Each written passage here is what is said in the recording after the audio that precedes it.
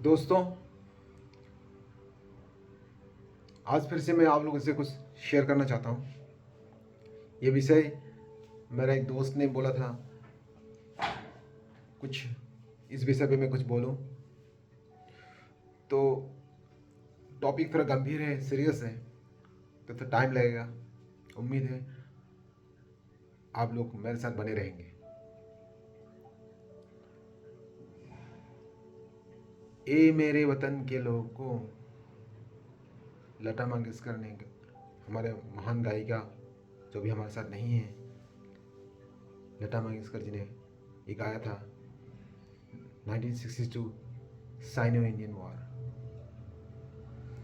क्या एक माहौल था, जो भी उस परफॉर्मेंस को सुन रहे थे या उस वक्त बोलते कि नेहरू जी हमारे जो प्रधानमंत्री थे वो रो पड़े थे। और ऐसे ही होटल कैलिफोर्निया एक जो कमाल की रिकॉर्डिंग है,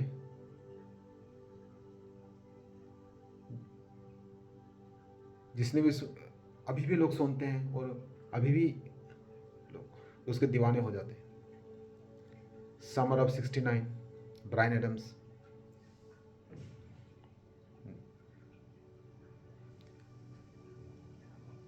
चिट्ठी आई है, पंकज उदास। ऐसे ऐसे मैं कुछ आपको एग्जांपल दे रहा हूँ। मोनालिसा की पेंटिंग, लियोनार्डो दा विंसी, जो 1500 1600 1600 सदी में जो पेंटिंग बनाया था, ये एक मास्टरपीस है। गाना हो, कोई क्रिएशन हो, पेंटिंग हो, ये मास्टरपीस है। अभी अभी हम लियोनार्डो दा विंसी को बोलेंगे कि आप, ये पेंटिंग है, शायद वो जिंदा है, मान लेते हैं, कल परसों बनाया था, पॉपुलर हो गया। बोलते कि ये पेंटिंग है, इसमें एक दो लाइन, एक दो शेड थोड़ा चेंज कर दीजिए तो थोड़ा और अच्छा लगेगा। तो लियोनार्डो दा विंसी क्या बोलते? No man, I am not doing it, get out, get lost, I am not doing it.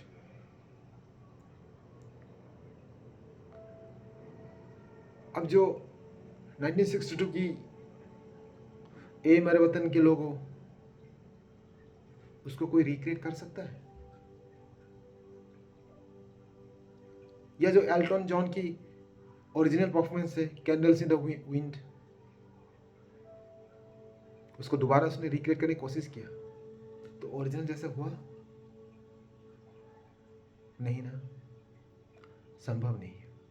अगर मान लीजिए जब होटल कैलिफोर्निया सॉन्ग की रिकॉर्डिंग हो रही थी, हाँ हो सकता है उन्होंने पीस पीस में किया है, रिकॉर्डिंग में बाद में पता लगा उसमें गलती रहेगी, तो उनको बोला गया कि, बोला जाता था अगर आप इस रिकॉर्डिंग को दोबारा कीजिए, थोड़ा सा इम्प्रूवमेंट कीजिए, आपके स्ट्रिंग का ट्यूनिंग, गिटार का स्ट्रिंग का ट्यूनिंग और अच्छा कीजिए, तो बोलते हैं no, we are not going to do it, we are not going to do it.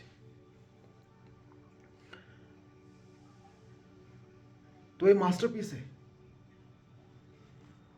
और ये मास्टरपीस के क्रिएटर है जिनका जिनका नाम लिया, उनके क्रिएटर्स वो लोग हैं। तो उनको भी बोला जाएंगे कि आप इसको थोड़ा इम्प्रोवाइज कीजिए, नो, कभी नहीं हो पाएगा हमसे इम्प्रूवमेंट।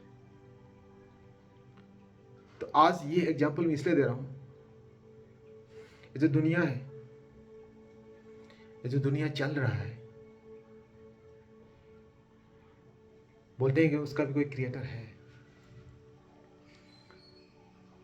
तो थोड़ी देर के लिए मैं मान भी लेता हूँ कि इस दुनिया का क्रिएटर है,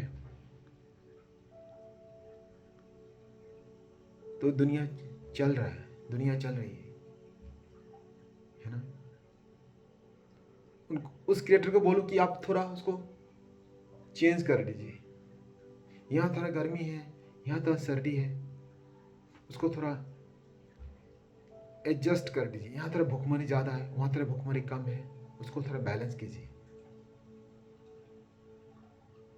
पहले तो इमेजिन कीजिए दुनिया कितना बैलेंस्ड है।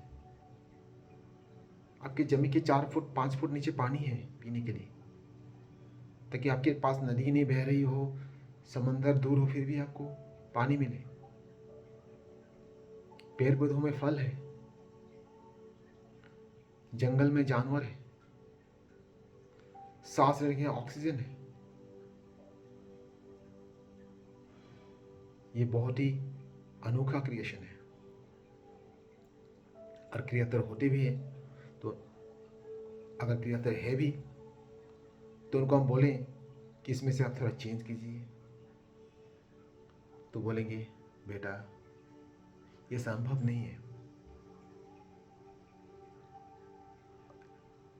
क्रिएटर बोलेंगे बेटा तुझे जो काम दिया वो कर। अभी एक दुनिया का एक एग्जांपल देता हूँ मैं। दुनिया जैसे चल रहा है, दुनिया जैसे चल रही है, वैसे एक एयरक्राफ्ट का एग्जांपल लीजिए। एक एयरक्राफ्ट रनवे में तेज गति से जा रहा है, फिर उसने थोड़ी में टेक ऑफ कर लिया।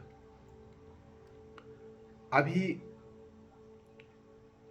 ऊपर जाके पायलट्स टेक ऑफ करने के बाद जो 400-500 किलोमीटर स्पीड में जाने लगा है, तो पायलट को पता लगा कुछ गड़बड़ है। तो अभी पायलट राइट ब्रदर को तो फ़ोन नहीं कर सकता, वो चले गए ऑलरेडी, जिसने पहला एयरक्राफ्ट बनाने का जिन्होंने कोशिश किया था पहला एयरक्राफ्ट बनाने के लिए। या बोइंग, इसका मैन्युफैक्चरर बोइंग का सीईओ या आपका एयरबस का सीईओ को फ़ोन नहीं कर सकता, या कोई टेक्नीशियन, एक्सपर्ट टेक्नीशियन को फ़ोन नहीं कर सकता। अब फ़ोन करके बोलेंगे आप लोगों ने पायलट का ट्रेनिंग लिया था, आप लोगों ने मैनुअल ठीक से पढ़ा था, अभी पढ़ा नहीं है तो अभी पढ़ो, फलाना चैप्टर में फलाना पॉइंट्स को आप चेक करो, इतना ही बोल सकते हैं। तो पायलट बनने के लिए उनको पहले प्रॉपर ट्रेनिंग होना चाहिए, प्रॉपर गाइडेंस में उनको एक्सपीरियंस लेना चाहिए, और इतना मिनिमम ट्रेनिंग पीरियड का फ्लाइंग ओवर कंप्लीट होना चाहिए। उसके बाद उसको पायलट बनने का मौका मिलता है। इन ए शॉर्ट, उनको प्रॉपर ट्रेनिंग होनी चाहिए, या प्रॉपर उनको सारे मैनुअल्स उनको याद रहना चाहिए, फॉर कॉन्सेप्ट समझ में आना चाहिए, फ्लाइंग क्या है, कैसे चलाते हैं। ऊपर जाके हम बोइंग और एयरबस के नाम पे अगरबत्ती जलाएं, दिया जलाएं, कोई मतलब नहीं है इसका।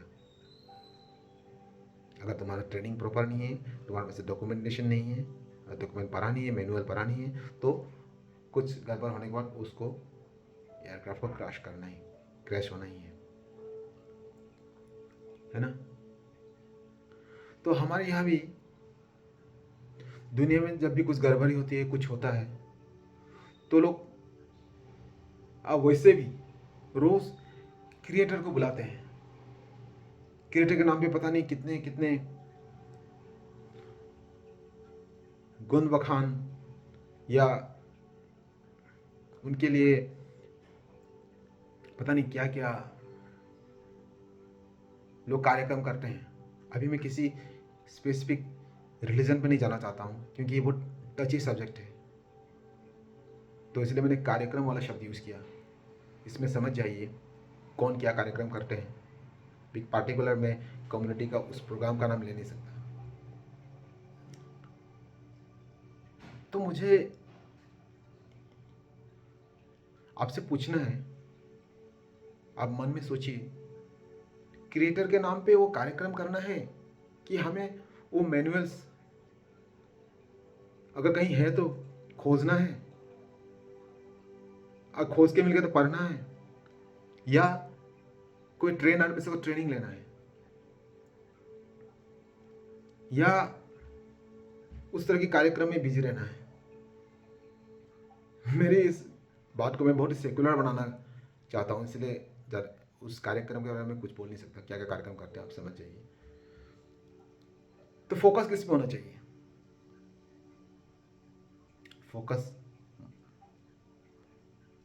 फोकस होनी, मुझे लगता है फोकस हमारा ट्रेनिंग पे होना चाहिए।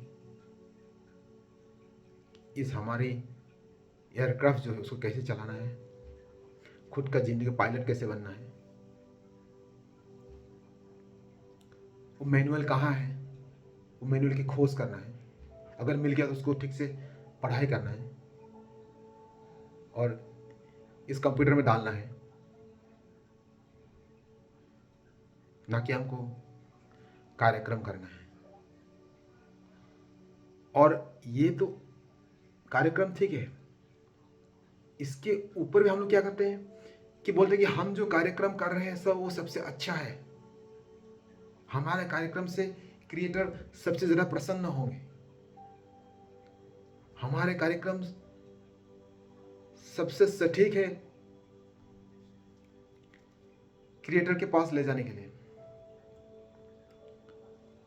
भाई मैनुअल में क्या लिखा है वो तो जान लो, क्रिएटर के पास तो शायद पहुंचे नहीं पहुंचे, लेकिन मुझे पता नहीं है, लेकिन आपका रास्ता अगर सही है, आपका जो आप लोग कर रहे हो वो अगर सही है, तो एयरक्राफ्ट अपने आप सही तरीके से लैंडिंग होगा, कहीं क्रैश होने का कोई मौका नहीं होगा। और आपका प्रोसेस, आपका कार्यक्रम, अगर मेथड्स सही है तो लोग भी अपने आप आपकी एयरक्राफ्ट में बैठ जाएंगे। आपको उसके लिए एडवर्टाइज करने की जरूरत नहीं है, या जबरदस्ती आपको एयरक्राफ्ट में बिठाने की जरूरत नहीं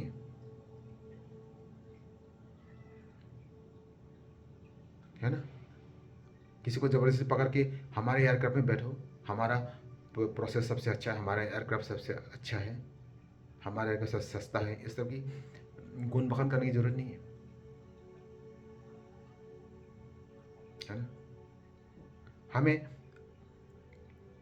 हमें क्रिएटर के पास जाने की इच्छा होनी चाहिए कि मुझे पता नहीं है, लेकिन एक तो जरूरी है,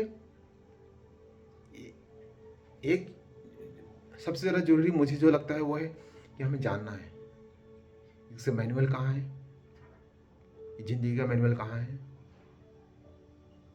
और इसका पायलट मुझे कैसे बनना है, इसका ट्रेनिंग मुझे कैसे लेना है। और इसलिए ये जो कन्वर्जन है, रिकन्वर्जन है, इसका कोई मीनिंग नहीं है। इसे जबरदस्ती अपनी गुट में शामिल करना, डर दिखा के, लोभ दिखा के, या अपना गुट का गुण बखान करके, एडवर्टाइज करके, क्या मतलब है? तुम्हारा रास्ता सही है, तुम्हारा पंथ सही है, तो लोग अपने आप आ जाएगा ना भाई, कोई जरूरत नहीं है मार काट करने की इसके नाम पे।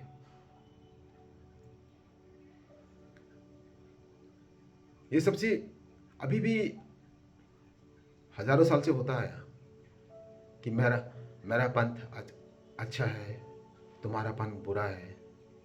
इस चक्कर में हजारों जानेंगे, हजारों मतलब लाखों, उससे करोड़ों।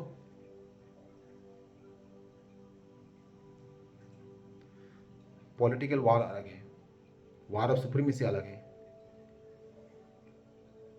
लेकिन पंथ और बिलीफ को लेके वार तो बिल्कुल नहीं होना चाहिए। क्योंकि अगर आपका बिलीफ सही है, आप फॉलो कीजिए, आपका रिजल्ट अच्छा है, तो लोग अपने आप आएंगे। आपको ना जाके किसी को बोलने की जरूरत है, ना किसी को आपको बिठा के समझाने की जरूरत है। अभी तो इस दुनिया में तो ये तो मान लीजिए कि सब होशियार है, सब गधा नहीं, कोई गधा नहीं बैठा है। सबसे बड़ा समस्या है कि हम दूसरे पंथ के लोग गधा समझते हैं, बोलते हैं अपना पंथ सही है। ये सबसे बड़ा समस्या है। इसलिए दूसरों को सुधारने से पहले आप अपना जो प्रोसेस है, मेथड है, उसको सही से सही कीजिए, या जो आपको फॉलो करना सही से फॉलो कीजिए। ये कन्वर्जन रिकन्वर्जन चक्कर में मत फंसिए, और इसी में सारा समस्या का कारण यही है। और इसको छोड़ेंगे तो सारा समस्या खत्म हो जाएगा। और चीज़ों में फोकस करने की ज़रूरत है, हम फोकस कर पाएंगे। हमारी खोज जारी नहीं चाहिए, हमारी खोज जारी रहना चाहिए कि मैनुअल को खोजने के लिए प्रॉपर ट्रेनिंग लेने के लिए, ताकि हम सही पायलट बन पाए। आज यही कहना है। Thank you. हाँ, उम्मीद करता हूँ मेरे दोस्त को मेरा ये बात पसंद आए। Thank you.